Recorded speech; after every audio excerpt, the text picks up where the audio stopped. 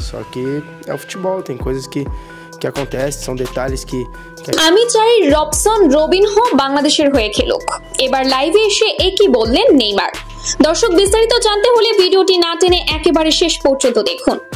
এমন একটা সময় আসছে যেটা বাংলাদেশের ফুটবল ইতিহাসে লেখা থাকবে স্বর্ণাক্ষরে। একজন ব্রাজিলিয়ান তারকা যিনি বসুন্ধরা কিংসের হয়ে মাঠ কাঁপিয়েছেন, এখন কি জাতীয় দলের হয়ে মাঠে নামবেন? হ্যাঁ, আমরা কথা বলছি রবসন রবিনহোকে নিয়ে।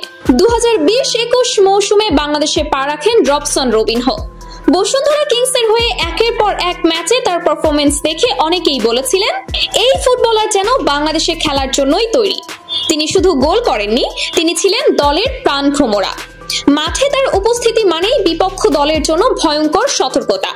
এই সিজনে যদিও তিনি বসুন্ধরার হয়ে খেলছেন না, তবুও তার নামটা এখনো ফুটবল প্রেমীদের মুখে মুখে।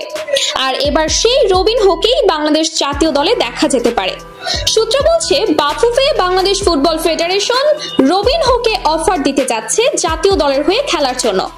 তাবিথ আউয়াল নিজে সময় বের করে রবিনহোর সঙ্গে বসতে যাচ্ছেন আলোচনায়। একই সঙ্গে শুরু হবে ফিফার অনুমোদনের আনুষ্ঠানিক কার্যক্রম। তবে এখন সবকিছু নির্ভর করছে রবিনহোর পরিবারের সম্মতির ওপর।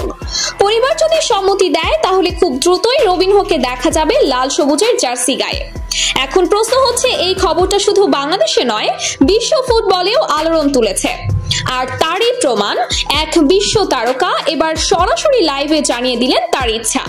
নেইমার জুনিয়র বলেন, বাংলাদেশ আমার প্রিয় দল, আমি বাংলাদেশকে অনেক ভালোবাসি। আর রবসন তো অসাধারণ একজন খেলোয়াড়, আমি সত্যি চাই সে বাংলাদেশের হয়ে খেলুক।